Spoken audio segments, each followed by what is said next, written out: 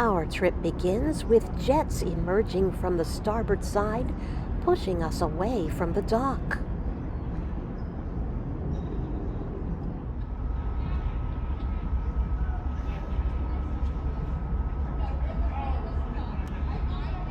To leave the port, the ship has to turn left to get into the channel, but a ship this size doesn't exactly turn on a dime.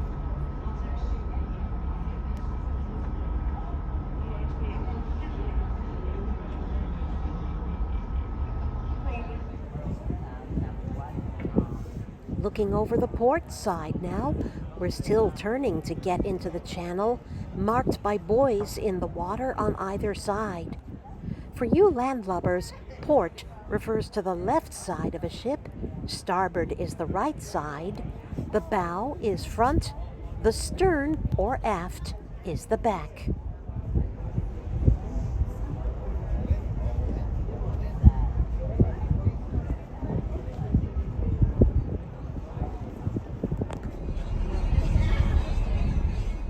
We're still traveling quite slowly.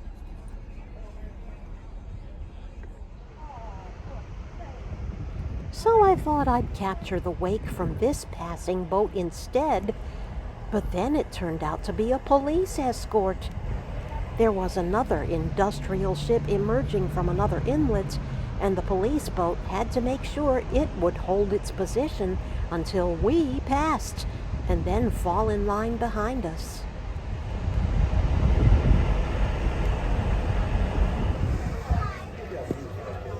By the time we passed what's left of the collapsed Key Bridge, it was time for dinner, but I still managed to pay my respects to the lives that were lost from inside the formal dining room.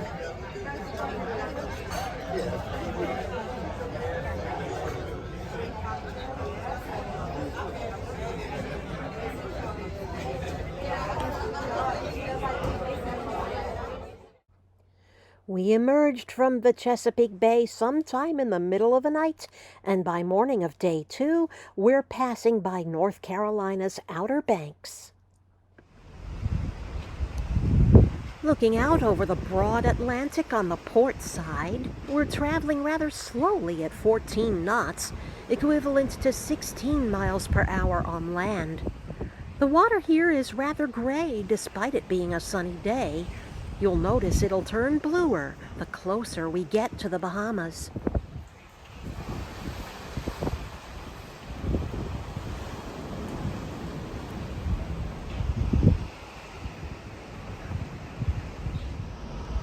Heading directly south, looking over the starboard side. I think these spinning fins at the very top of the boat have something to do with radar communications. Looking at wakes over the starboard side. It's so windy I have to grip my phone really hard.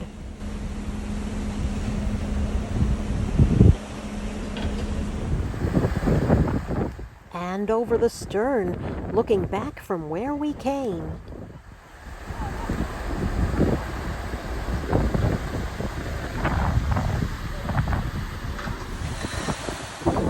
Even though we're passing the Outer Banks Islands, we're so far out to sea, we can't see them at all.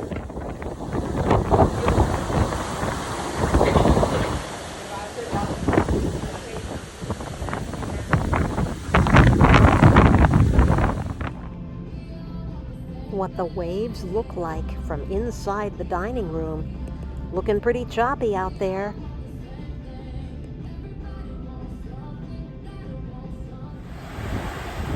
And at night, over the stern again.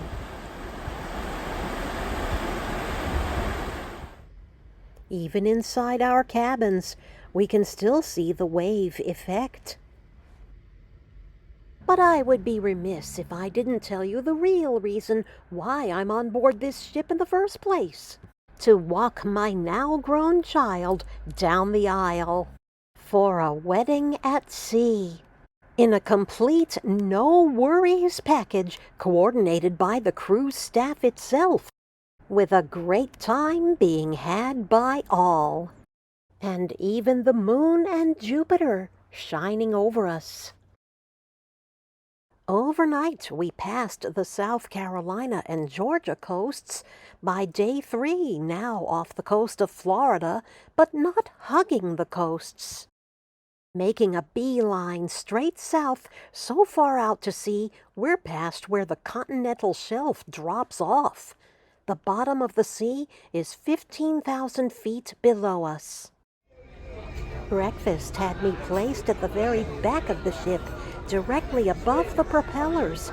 Since the dining room is on a lower deck, this is about as close to the wakes as it's possible to get for an ordinary guest.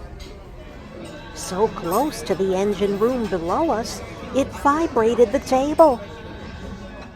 But who knows, maybe I could have gotten closer, because as soon as I put on this dress, I was mistaken for a member of the crew.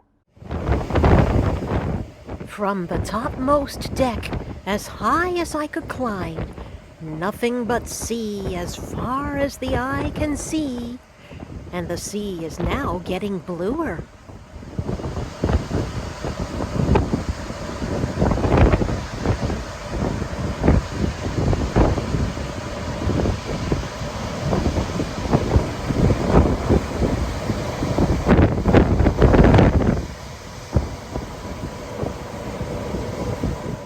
Day 4, we've reached our first destination, Princess Cays, which Carnival Cruises actually owns at the southern tip of Eleuthera Island.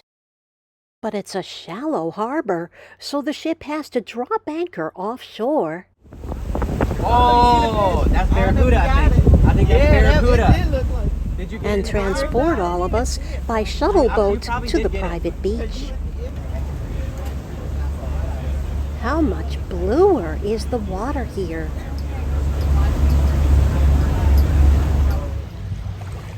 And here we are in the clearest salt water you've ever seen. So buoyant that if you try to dive to the bottom, you can't. The salt holds you up. When you feel it for yourself, it's easy to see why people want to come back here year after year.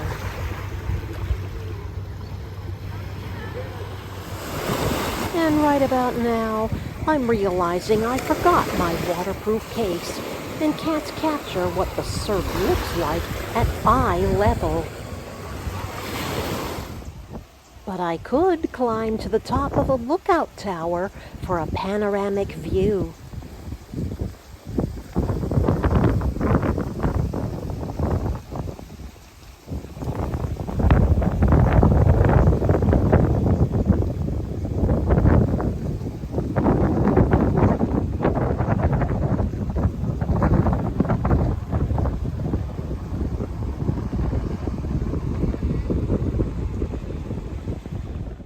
Leaving Princess Cays that evening, by morning we had sailed all the way back around Eleuthera Island to land in Nassau on the north side of New Providence Island.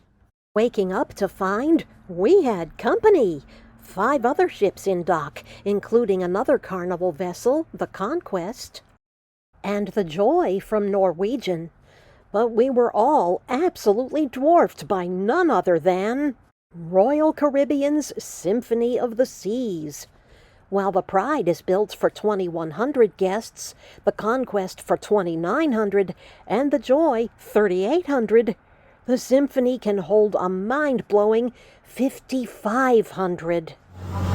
But my mission this day involves another water shuttle out from Nassau, past the homes of the rich and famous on Paradise Island, over waters that are a more glassy green, but still so clear you can see straight to the bottom,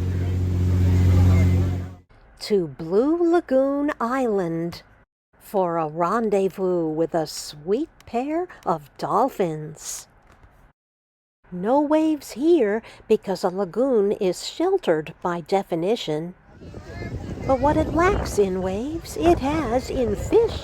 Little tiny ones, 1 to 2 inches long, and long thin ones, up to 6 to 8 inches. Waking bright and early for day 6, overnight we'd made our way from Nassau to Freeport on Grand Bahama Island, which turns out to be not so nice as the other places we visited, because this island got hit badly by Hurricane Dorian in 2019 and still hasn't recovered. But they can still do tours, and mine involved a bus trip overland to Lucayan National Park, where there's a network of underwater caves with above-ground access to 2 of the cave chambers. They are lit only by whatever sunlight can reach them, but you can still see the fish that live in their own unique ecosystem. One cave has a sad story of the remnants of the Lucaya tribe who were so afraid of being captured and enslaved by the colonizers that they went into this cave and never came out again, their remains not found until centuries later. From there, it's an easy walk to Gold Rock Beach on the south side of the island. Not heavily visited because it's part of the Lucayan Nature Preserve. Also didn't have much surf since we arrived at low tide. But this did provide a different advantage. We could walk out quite far without getting over our heads. And I finally had the chance to capture waves at eye level.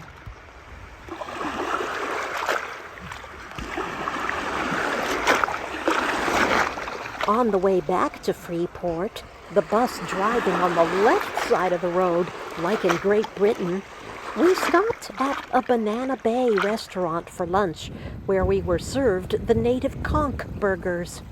And I wondered why there's a sharp demarcation in the water's color. Turns out that's where a seaweed forest begins, and where stingrays live. Good thing I didn't wade in there. Leaving Freeport mid-afternoon, we began the return trip up the Florida coast. If this looks faster than the wakes from earlier, you're right. A lazy 14 knots on the way down, booking it at 22 knots on the way back, equivalent to 26 miles per hour. That may not sound like much for overland travel, but at sea, it's fast, and feels faster because of the wind. I had to grip my phone very tightly to capture these waves. Waking up on day 7, we had already passed the Georgia and South Carolina coasts overnight, spent the day trucking up the Outer Banks. So my last chances to catch waves in action involved capturing their reflection in the metal frames of the dining room windows, hanging on to the rail for dear life while the wind whipped around me, and daring a new friend I had made on board who was afraid to go down the water slide. So I made her an offer she couldn't refuse. If I go first, will you go with me? You know, woo! Damn, that's fast. I did it! Yes, we did.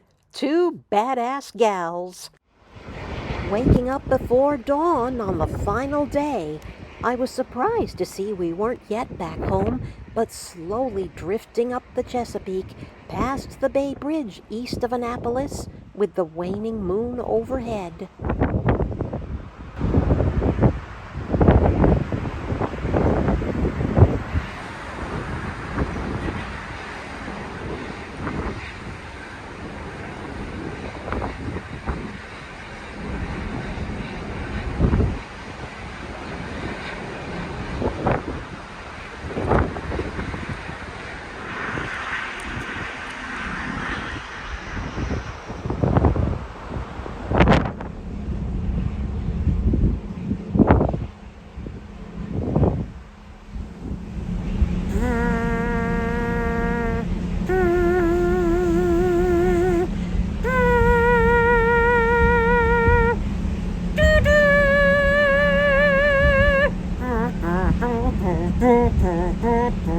And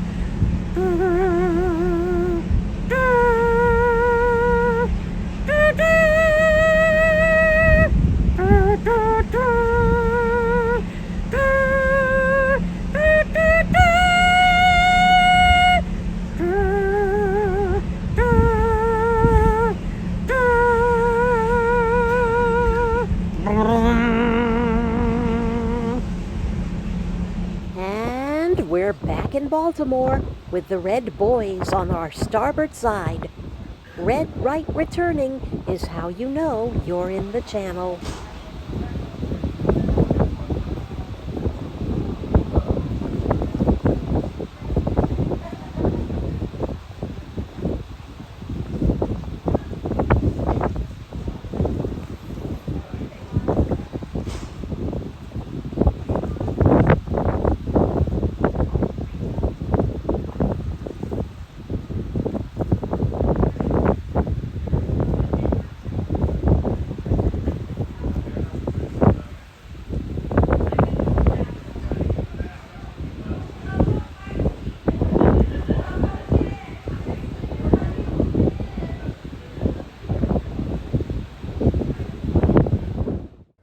Goodbye to the Carnival Pride for now.